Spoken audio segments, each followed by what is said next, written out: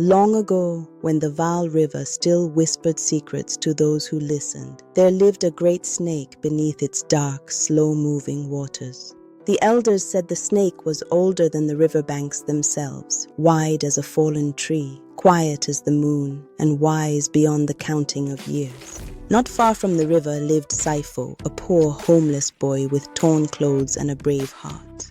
By day he wandered the dusty paths begging for scraps, and by night he slept beneath reeds, wrapped in hunger and cold. Though the world passed him by, Sifo never lost his manners. He greeted strangers, thanked the wind for shade, and spoke gently to the river as if it were a friend. One evening, when hunger bent his back like an old man's, Sifo knelt by the water and whispered, "River, if you have food for fish, maybe you have kindness for me too." The water stirred. From the depths rose the great snake, its scales dark and shining like wet stones. Saifo trembled, but he did not run. He remembered his grandmother's words, "Fear bows before respect." So he bowed his head and greeted the creature as he would an elder. The snake did not harm him. Instead, it slid back into the water and returned with a fish, fresh, fat, and gleaming. Saifo ate until his strength returned, and from that day on, the snake fed him. Sometimes it brought fish, sometimes roots from the riverbank, sometimes fruit dropped by passing traders who never noticed how it disappeared. Saifo came every day. He spoke to the snake about his loneliness, his dreams of school, and his hope of becoming someone who helps others. The snake listened. It always listened. As the seasons turned, Saifo grew stronger and kinder. He shared food with other hungry children and guided travelers safely across the river's tricky bends. People began to notice the boy with good manners and wise words. One morning, Sifo arrived at the river and found the snake waiting, still, silent. When it spoke, its voice was no longer like water on stone, but like a human breath. "Saifo, child of patience," it said.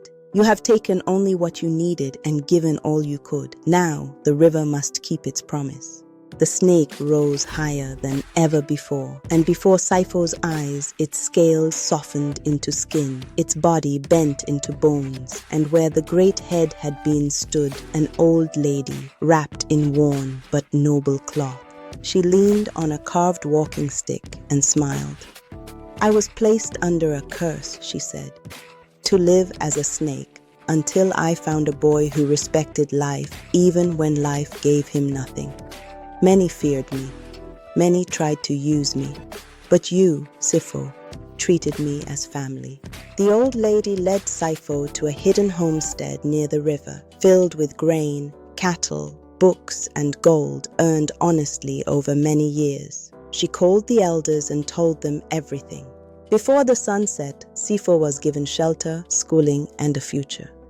When the old lady passed on not long after, she left her entire fortune to Sifo, not because he was poor, but because he was respectable. Saifo grew into a man known far beyond the Val River. He built schools, fed the hungry, and taught children that kindness is never wasted. And to this day, elders say that when the river is quiet at dusk, it is remembering a boy who spoke politely to water and a snake that listened. Saifo grew into a respected man of the riverlands, and the people trusted his word as they trusted the seasons. In time, he married a beautiful dark-skinned woman named Mfo, whose laughter sounded like rain on warm soil. Together they built a home near the bends of the Val River, where reeds whispered and water remembered. They were blessed with 3 children. Karabo, the firstborn, was thoughtful and gentle. Liz, the second, carried her mother's kindness and her father's wisdom.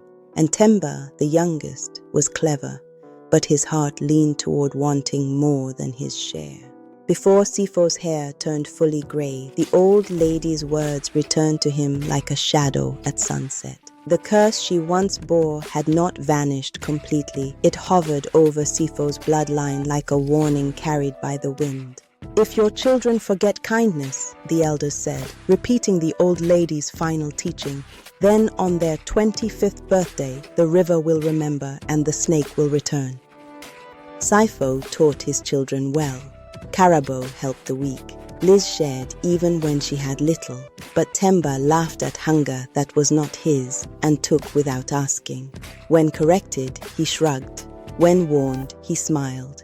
As the years passed, Sifo's heart grew heavy with worry. He spoke to Temba by the fire, by the river, and beneath the stars.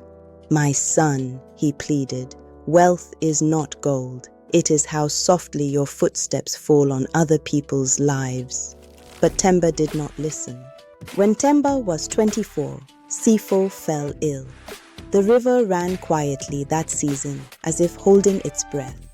Before Sifo joined the ancestors, he held Temba's hand and whispered his last lesson. "Kindness is the only key that opens every door." Temba turned away. On the night of Temba's 25th birthday, the wind rose and the river darkened. Thunder rolled like drums of judgment. As the moon reached its highest point, Temba cried out, not in fear but in anger, as his body twisted, hardened, and lengthened. Scales replaced skin, arms vanished. His voice dissolved into a hiss.